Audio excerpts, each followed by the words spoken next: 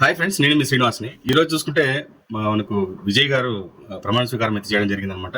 అంటే 120 సీట్లతో ఆయన నిన్న ప్రమాణ స్వీకారం చేసి చాలా ఉద్వేగంగా అతను మాట్లాడడం కానీ అన్నీ కూడా బాగా జరిగిందనమాట. ఫస్ట్ కొంచెం వ్యతిరేకించినా మనము, తర్వాత ఆయన ఆ సీఎం సీట్లోపై కూర్చునేటప్పుడు ఉండే ఆ సంతోషం చాలా వేరే విధంగా ఉండిందండి. నాకైతే బాగా, ఎందుకంటే రాజకీయాలు, సినిమా యాక్టర్స్ రాజకీయాలు పనికిరారంటారు, కానీ వీళ్ళు కొంతమంది దీని నుంచి జనాలకి కొన్ని పాఠాలు నేర్పించారని చెప్పొచ్చు. మన వరకు పవన్ కళ్యాణ్ కానీ, అంతకుముందు మన ఎన్టీఆర్ కానీ, తర్వాత ఎంజీఆర్ కానీ, లేదంటే జయలలిత కానీ, వీళ్ళందరూ కూడా రాజకీయాల్ని చాలా వరకు ప్రభావితం చేసిన వ్యక్తులు అని చెప్పొచ్చు.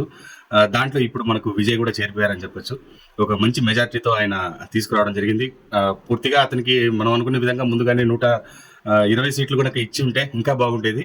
అంటే ఆయన ఏమనుకుని దీంట్లో వచ్చాడో అది ఫుల్ఫిల్ అయ్యిండేది అనమాట. ఇప్పుడు వీళ్ళందరినీ చేర్చుకోవడం వలన వాళ్ళ ఆలోచనలు కూడా వీళ్ళు తీసుకొని తర్వాత మనం అన్ని చేయాల్సి వస్తుంది. అదొక బ్యాక్డ్రాప్ అనిపించింది నాకు. అదే కాకుండా కాంగ్రెస్ వాళ్ళని 5 మందిని చేర్చుకోవడం నాకు అది కొంచెం నచ్చలేదు. అది వదిలితే మిగతా అన్ని కూడా మనం చూసుకుంటే ఆయన చాలా పర్ఫెక్ట్గా అతను స్పీచ్లో కూడా అతను బాగా క్లియర్గా చెప్పడం జరిగింది. నాతో పాటు ఉండేవాళ్ళు ఎవరైనా కూడా, నేను తప్పు చేయను, నాతో పాటు ఎవరైనా ఉండేవాళ్ళు కూడా ఎవరైనా తప్పు చేశారంటే, తప్పు చేయాలనే ఆలోచన వచ్చినా కూడా నేను ఒప్పుకోను దాని గురించి. కాబట్టి మీరందరూ పర్ఫెక్ట్గా ఉండండి, నాతో పాటు ఉండండి, నేనేం చెప్తున్నానో దాని గురించి మీరు ఫాలో అవ్వండి అని అయితే అతను ఒక డిక్టేటర్ లాగే చెప్పాడు. అంతేకాకుండా కొన్ని తీర్మానాల్లో అతను ఫస్ట్ సైన్ అయితే చేయడం జరిగిందనమాట. ఒక అదే కరెంటు విషయంలో 200 యూనిట్లు కరెంటు విషయం, అంటే 500 యూనిట్లు పైన వచ్చే వాళ్ళకి 200 యూనిట్లు తగ్గిస్తామని అయితే వాళ్ళు చెప్పడం జరిగింది. ఇది ఒక దాని మీద. అలాగే ఆడపిల్లల పైన జరిగే అత్యాచారాల పైన కూడా ఆయన ఒక సైన్ అయితే చేశాడనమాట. అలాంటివి జరగకూడదు అని చెప్పేసి దానికి ఒక చట్టానికి సంబంధించిన సైన్ అయితే చేయడం జరిగింది. అంతేకాకుండా డ్రగ్స్ పైన, ఇవన్నీ మెయిన్ కావాల్సిన విషయాలండి. డ్రగ్స్ పైన కూడా చేయడం జరిగింది. అంతేకాకుండా మనకి యాక్చువల్గా ఈ ఆర్టీసీ బస్సులు, ఫ్రీ బస్సుల గురించి అంతా ఏదైనా వస్తుందేమో అని అయితే అనుకున్నాం, కానీ దానివల్ల చాలా వరకు నష్టపోయిందనేసి తమిళనాడు వాళ్ళు ముందుగానే చెప్పడం జరిగిందనమాట. దాని గురించి జనాలు కూడా అంతగా దాని మీద పెద్దగా ఇబ్బంది పడడం లేదని అయితే అనిపిస్తుంది. అందరికీ కూడా మాకు ఫ్రీ బస్ ఏం అవసరం లేదనే విధంగా జనాలు సపోర్ట్ చేస్తున్నారంటే గొప్ప విషయం. మనకు ఆంధ్రాలో అది జరుగుతుంది, కానీ పెద్దగా దాంట్లో ఏది ఇబ్బంది లేకుండానే జరిగిపోతుందని చెప్పొచ్చు ఫ్రీ బస్ అనేది. ఇవన్నీ కూడా బాగా అతను చేశాడండి. అంతేకాకుండా అతను ప్రమాణ స్వీకారం చేసేటప్పుడు కానీ అసెంబ్లీలో వచ్చి ప్రమాణ స్వీకారం చేశాడు. అలాగే మనకు అక్కడ ఆయన గవర్నర్ ముందర కూడా ప్రమాణ స్వీకారం అయితే చేయడం జరిగింది. ఇవన్నీ కూడా చాలా హృదయంగా, ఆయన కోటు సూటు కానీ, అతను వచ్చిన తీరు కానీ చూడడానికే చాలా బాగుందని అనిపించింది.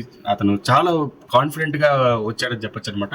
కానీ ఈ కాన్ఫిడెంట్ ఎంతవరకు ఉంటుంది, అతను ఒక్కడే దీన్ని నడుపుకొని పోగలడా లేదా అనేది ఒక అనుభవం అనేది ఖచ్చితంగా కావాలండి. పవన్ కళ్యాణ్ గారు ఎందుకు నాకు అనుభవం లేదని చెప్పారంటే, ఇంత పెద్ద రాష్ట్రాన్ని తీసుకొని పోవాలి ఏ ప్రాబ్లం లేకుండా అంటే దానికి ఖచ్చితంగా అనుభవం ఉండేవాడు కంపల్సరీ ఉండాలండి. లేకపోతే మనకు పోయినసారి జరిగిన 5 ఏళ్ల గవర్నమెంట్లో ఎట్లా 72 మందిని సర్వీస్కు పక్కన పెట్టుకొని ఏమేమి చేశారనేది మనం అంతా క్లియర్గా చూసాము. కాబట్టి అట్లాంటి పొరపాట్లన్నీ జరగకుండా ఉండే విధంగా ఈసారి పవన్ కళ్యాణ్ గారు, అందుకే చంద్రబాబు నాయుడు గారు అంటే ఆయన చాలా అనుభవం ఉన్న వ్యక్తి, 4 సార్లు సీఎం అయిన వ్యక్తి, కాబట్టి ఆయన తీసుకొని ఆయన ముందు ఉంచేసి ఈయన డిప్యూటీ సీఎంగా నిలబడి ఇద్దరు కలిసి బాగా ఆంధ్రప్రదేశ్ని తీసుకొని పోతున్నారని చెప్పొచ్చు. అదే విధంగా మనకి ఇక్కడ వీళ్ళు కూడా చేసేది మనం గమనిస్తుంటే, ఇప్పుడు ఈయన ఒకడే దీన్ని అంతా తీసుకొని పోగలడా అని అంటే అది కొంచెం ప్రశ్నార్థకమే. చూడాలి అతను ఎంతవరకు దీన్ని ఫుల్ఫిల్ చేయగలడు ఈ సీఎం సీట్ అనేది మనం ఒకసారి గమనించాల్సిందే. ఇంకా చూసుకుంటే అతను నాకు చాలా ఆనందంగా అనిపించింది. ఎందుకంటే ఆయన అక్కడ యాక్చువల్గా పుష్పగుచ్చాలు ఉంచిన టేబుల్ తీసేసి అందరూ అక్కడ నిలబడుకుంటారనమాట. ఆ టేబుల్ని కూడా ఆయనే పట్టుకొని వాళ్ళతో పాటు తీసుకొని పోయి అక్కడ వరకు ఇచ్చారనమాట. అంతమంది దాని స్టేజ్ మీద ఉన్నా కూడా దాన్ని కూడా ఆలోచించలేదు. అలాగే ఎక్స్ సీఎం ఆయన స్టాలిన్ వాళ్ళ ఇంటికి కూడా అతను వెళ్ళడం జరిగింది. అలాగే ఉదయనిధి స్టాలిన్ బాగా సాధారణంగా అతన్ని స్వాగతించడం జరిగింది. లోపలికి పోయి ఆయనతో కూడా కూర్చొని మాట్లాడడం కానీ, శాలువ కప్పడం కానీ, ఇద్దరు కూడా శాలువ కప్పుకున్నారు. ఈయనకేసారు, ఈయన ఆయనకేసారు, పుష్పగుచ్చాలు ఇచ్చుకున్నారు.